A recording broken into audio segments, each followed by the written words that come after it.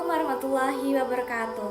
Halo semuanya, perkenalkan nama saya Tiara Dewi Kartika dari kelas 12 MIPA 2 SMA Negeri 2 Sarawangun. Baiklah, di video kali ini saya akan membahas materi dan pemaparan soal dimensi 3 dan statistika matematika wajib yang telah dijelaskan oleh Ibu Irma Haryani.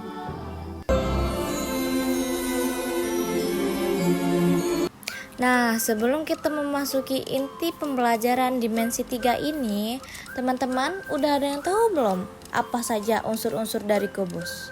Langsung saja kita mulai dari rusuk. Rusuk adalah garis lurus yang merupakan perpotongan dari dua sisi kubus, di mana kubus memiliki 12 rusuk yang sama panjang. Contoh pada gambar, rusuk terletak pada garis A ke B, garis D ke C, garis A ke D, dan garis A ke E, dan seterusnya. Nah, jika yang pertama tadi adalah rusuk, yang kedua adalah titik sudut. Titik sudut merupakan titik perpotongan dari 3 rusuk yang saling tegak lurus. Di dalam kubus memiliki 8 titik sudut. Titik-titik sudut itu ialah titik A, titik B, titik C, titik D, titik E, titik F, titik G, dan titik H. Setelah itu yang ketiga ada sisi. Lanjut yang ketiga adalah sisi. Sisi merupakan bidang-bidang yang membatasi kubus. Dalam kubus memiliki 6 sisi yang berbentuk persegi. Contohnya A, B, F, E, dan AD, HE itu merupakan sebuah sisi. Next ada diagonal sisi. Diagonal sisi adalah garis yang menghubungkan dua titik sudut yang saling berhadapan pada setiap bidang. Nah, di dalam kubus memiliki 12 diagonal sisi. Lanjut, diagonal ruang. Diagonal ruang adalah garis yang menghubungkan dua titik sudut yang saling berhadapan dalam satu ruang. Dalam kubus memiliki 4 diagonal ruang. Nah, pada kubus contoh diagonal ruang yaitu titik H ke B dan lainnya. Nah, yang terakhir ada bidang diagonal, yaitu bidang yang terbentuk dari 2 garis diagonal, bidang dan rusuk yang sejajar. Di dalam kubus memiliki 6 bidang diagonal. Nah, pada gambar tersebut kita beri contoh bidang diagonalnya yaitu BCEH, di mana garis melintang berwarna kuning itu contohnya. Baiklah, sekarang kita masuk ke inti pembelajarannya, yaitu A. Kedudukan titik, garis, dan bidang dalam ruang. Titik merupakan bagian terkecil dari objek geometri karena tidak memiliki ukuran tertentu, baik panjang, lebar, maupun tebal. Kedudukan titik pada garis terbagi menjadi 2 macam, yaitu titik terletak pada garis dan titik tidak terletak pada garis. Dalam bidang tersebut, contohnya yaitu titik M terletak pada garis EF dan titik H tidak terletak pada garis EF. Kemudian bagian 2, kedudukan titik pada bidang. Bidang sendiri merupakan gabungan lebih dari beberapa garis yang saling terhubung. Kedudukan titik pada bidang juga terbagi menjadi 2 macam, yaitu 1 titik berada di dalam bidang, 2 titik berada di luar bidang. Kedudukan titik terhadap bidang yang terdapat dalam gambar di atas yaitu titik D terletak pada bidang ABCD dan titik H tidak terletak pada bidang ABCD. Next, bagian 3, kedudukan garis pada garis lainnya.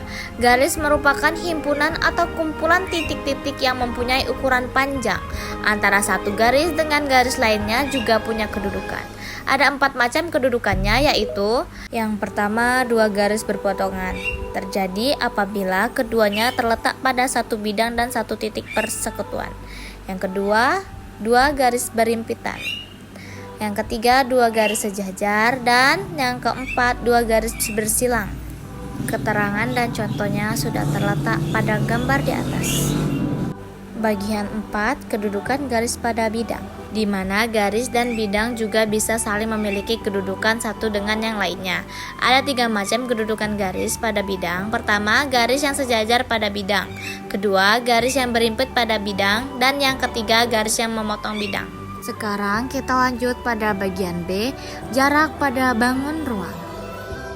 Pada bagian pertama yaitu jarak antara titik ke titik, yaitu panjang ruas garis yang menghubungkan dua titik tersebut. Pada gambar ditunjukkan jarak titik A dan titik G adalah panjang ruas garis AG. Langsung saja kita ke contoh soal, yaitu kubus ABCD EFGH memiliki panjang rusuk 10 cm. Titik P berada di pertengahan rusuk BC. Hitunglah jarak titik H ke titik P. Nah, seperti kubus pada gambar, kita perlu menghubungkan titik H, titik P, dan titik C. Sehingga di sini kita memiliki segitiga siku-siku H, C, dan P. HC merupakan panjang diagonal sisi yang nilainya 10 akar 2A. Sedangkan CP adalah 5. Jadi pada contoh soal ini yang ditanya adalah HP. Kita bisa mencari HP menggunakan rumus Pythagoras. Maka didapatlah HP sama dengan akar HC kuadrat ditambah CP kuadrat sama dengan akar 10 akar 2 kuadrat ditambah 5 kuadrat. 10 akar 2 kuadrat itu 200 dan ditambah 5 akar 2 itu adalah 25. Jadi didapat hasilnya akar 225 sehingga HP sama dengan 15. Next, yang kedua, jarak titik ke garis merupakan panjang ruas garis yang ditarik dari titik tersebut tegak lurus terhadap garis itu. Contoh soal, diketahui kubus ABCD EFGH dengan panjang rusuk 5 cm. Berapakah jarak titik A ke rusuk HG? Nah, diketahui panjang rusuknya yaitu 5. Jadi penyelesaian AH kuadrat sama dengan AD kuadrat ditambah DH kuadrat. AH kuadrat sama dengan 5 kuadrat ditambah 5 kuadrat sama dengan 25 ditambah 25. Jadinya 50. AH sama dengan akar 50 sama dengan akar 25 dikali 2 sama dengan 5 akar 2 dan hasilnya adalah 5 akar 2 cm. Lanjut pada bagian 3 ada jarak titik ke bidang yang merupakan panjang ruas garis yang ditarik dari titik tersebut dan tegak lurus terhadap bidang itu. Sebuah garis dikatakan tegak lurus dengan bidang jika garis tersebut berpotongan tegak lurus dengan garis-garis yang terdapat pada bidang. Kita langsung ke contoh soal. Diketahui kubus ABCD EFGH dengan panjang rusuk 2 cm. Hitunglah A titik D ke bidang BCGF, B titik E ke bidang BDHF. Berdasarkan pengertian jarak titik ke bidang jarak titik D ke bidang BDGF, yaitu panjang ruas garis yang ditarik dari titik D dan tegak lurus dengan bidang BCGF. Nah, bidang BCGF-nya yaitu yang berwarna kuning ya teman-teman. Jadi karena ini sebuah kubus dan D ini merupakan titik sudut, berarti jarak titik D ke bidang adalah panjang garis DC yaitu 2 cm. Kita lanjut ke bagian B, titik E ke bidang BDHF. Maka HF sama dengan diagonal sisi kubus. Lalu kita bisa menggunakan rumus A akar 2 karena dia adalah diagonal sisi sama dengan 2 akar 2 cm. Sampai sini kita bisa menggunakan perbandingan luas segitiga EHF sama dengan luas segitiga EHF. EF sebagai alas kita kali dengan EH dibagi 2 sama dengan HF dikali X dibagi 2. Nah, kita masukkan nilainya yaitu 2 dikali 2 dibagi 2 sama dengan 2 akar 2 kali X dibagi 2. Di bagian kiri sisa 2 dan di bagian kanan akar 2 dikali X. Lalu kita pindah ruaskan menjadi 2 per akar 2 sama dengan X. Lalu kita rasionalkan menjadi akar 2 per akar 2 dan kita sederhanakan sama dengan X sama dengan akar 2 cm. Next, bagian 4, garis ke garis. Garis ke garis merupakan jarak terpendek antara dua garis itu atau panjang garis yang memotong tegak lurus kedua garis itu. Syaratnya menghitung jarak dari garis ke garis adalah kedua garis tersebut harus sejajar atau bersilangan. Nah, lanjut ke contoh soal. Diketahui kubus ABCDEFGH dengan panjang rusuk 2 cm. Jarak garis AH dan BG adalah. Nah, langsung saja kita jawab. Karena panjang rusuknya adalah 2 cm, maka jarak garis AH sama dengan jarak garis GB sama dengan jarak garis Q ke R. Jadi jawabannya adalah 2 cm. Lanjut pada bagian 5 ada garis ke bidang yang merupakan panjang ruas garis yang tegak lurus terhadap garis dan bidang tersebut.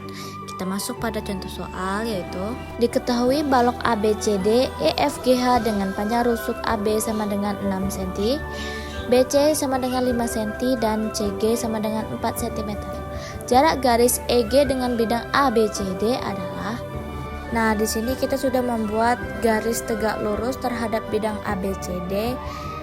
Maka jarak garis EG ke bidang ABCD sama dengan panjang CG, yaitu 4 cm. Pada bagian 6 ini ada bidang ke bidang, yaitu panjang ruas garis tegak lurus terhadap dua bidang. Kita masuk ke contoh soal. Ketahui balok ABCD EFGH dengan panjang AB sama dengan 8 cm, BC sama dengan 6 cm, dan CG sama dengan 3 cm. Jarak bidang ADHE ke bidang BCGF adalah. Nah, di sini kita menggunakan garis bantu titik K dan L agar mendapat sisi diagonalnya. Karena KL sejajar dengan garis AB, begitupun dengan garis HG, sehingga KL sama dengan AB sama dengan HG, di mana HG adalah 8 cm. Lanjut pada bagian 7, yaitu sudut, merupakan daerah yang dibatasi oleh dua garis yang berpotongan di satu titik. Sudut juga dibentuk dari dua garis lurus yang bertemu di satu titik. Kita lanjut ke contoh soal. Diketahui kubus ABCD EFGH dengan panjang rusuk 6 cm. Besar kosinus sudut antara garis HC dan EC adalah. Nah, kita ketahui HC sama dengan 6 akar 2 cm, EC sama dengan 6 akar 3 cm, dan EH sama dengan 6 cm. Kita jawab dengan menggunakan rumus cos theta sama dengan EC kuadrat ditambah HC kuadrat dikurang EH kuadrat per 2 EC dikali HC. Cos theta sama dengan 6 akar 3 kuadrat ditambah 6 akar 2 kuadrat dikali 6 akar 2 dibagi 2 kali 6 akar 3 dikali 6 akar 2. Lalu dilakukan perhitungan matematika seperti biasa dan hasil akhir yang didapat adalah 1/3 akar 6 cm. Bagian 8 ada proyeksi. Dapat diartikan sebagai pencerminan sebuah titik, sebuah garis, atau sebuah bidang pada sebuah objek, garis atau bidang datar, sehingga menghasilkan suatu bayangan. Kita lanjut pada contoh soal.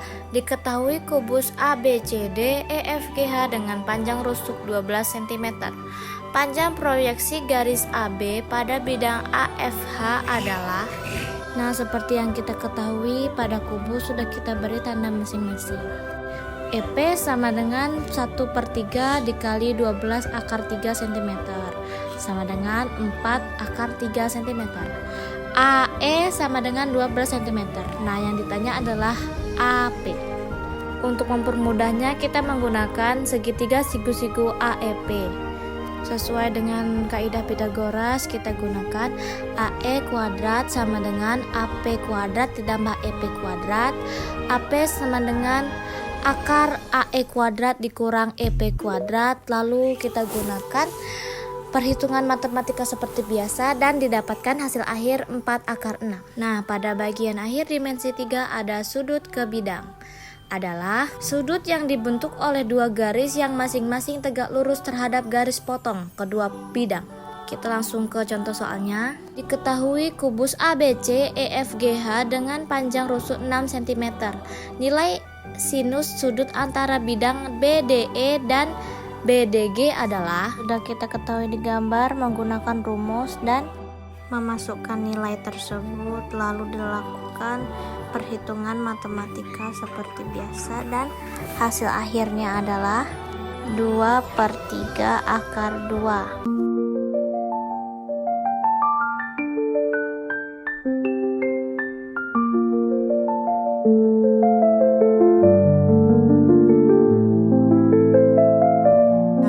Pada bab statistika ini terdapat ukuran pemusatan data, ada 3 yaitu min, median, dan modus. Kita masuk kepada min. Min adalah nilai rata-rata dihitung dengan menjumlahkan seluruh data dan membaginya dengan jumlah seluruh data. Yang kedua ada median, yaitu nilai tengah ketika data disusun secara berurutan. Yang ketiga ada modus, nilai yang paling sering muncul dalam suatu data. Setelah itu kita lanjut ukuran letak, terdapat kuartil, desil, dan persentil. Yang pertama ada kuartil, merupakan sekumpulan data yang tersusun urut yang dibagi menjadi 4 dan sama besar. Lalu desil, istilah dalam statistika yang membagi sekelompok data menjadi bagian yang sama besar. Kemudian persentil, istilah dalam statistika untuk membagi kelompok data menjadi 100 bagian yang sama rata. Setelah itu ukuran penyebaran data, terdapat simpangan rata-rata, ragam, dan simpangan baku. Sekarang yang akan kita bahas adalah simpangan rata-rata, yaitu penyebaran nilai dari nilai rata-rata dari suatu data. Next, ragam adalah ukuran seberapa jauh sebuah kumpulan bilangan tersebar. Terakhir, simpangan baku yang merupakan salah satu teknik statistika yang digunakan untuk menjelaskan homogenitas dari sebuah kelompok. Dan yang terakhir kita masuk pada pemaparan soal. Dari tabel di atas kita dapat mencari rata-rata atau min, modus, median, dan lainnya. Yang pertama kita masuk pada min atau rata-rata.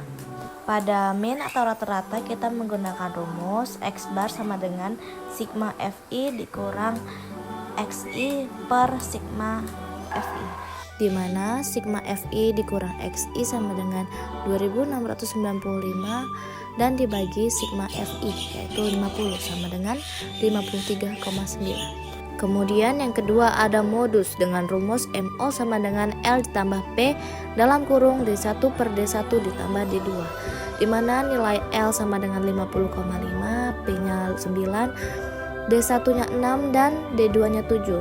Jadi dapat 50,5 ditambah 30 per 13 sama dengan 50,5 ditambah 2,30 sama dengan modusnya yaitu 52,8. Yang ketiga ada median dengan rumus L ditambah P dalam kurung N per 2 dikurang F per F1. Kemudian didapat 50,5 ditambah 5 dalam kurung 25 dikurang 15 per 16. Keterangan nilainya sudah terdapat dalam video. Kemudian menggunakan perhitungan matematika seperti biasa, didapatlah hasilnya median sama dengan 53,625. Kemudian mencari nilai Q3 dengan rumus L3 ditambah P dalam kurung 3 per 4N dikurang F per F1 sama dengan 55,5 ditambah 5 dalam kurung 37,5 dikurang 31 per 9. Dengan menggunakan perhitungan matematika seperti biasa, maka didapatlah hasilnya yaitu Q3 sama dengan 59,11. Dan yang terakhir mencari nilai D4 dengan rumus L ditambah P dalam kurung 4 per 10N dikurang F per F1 sama dengan 50,5 ditambah 5 dalam kurung 20 dikurang 15 per 16. Dengan menggunakan perhitungan matematika seperti biasa, maka hasil akhir didapatlah D4 sama dengan 52,06. Sekian, terima kasih.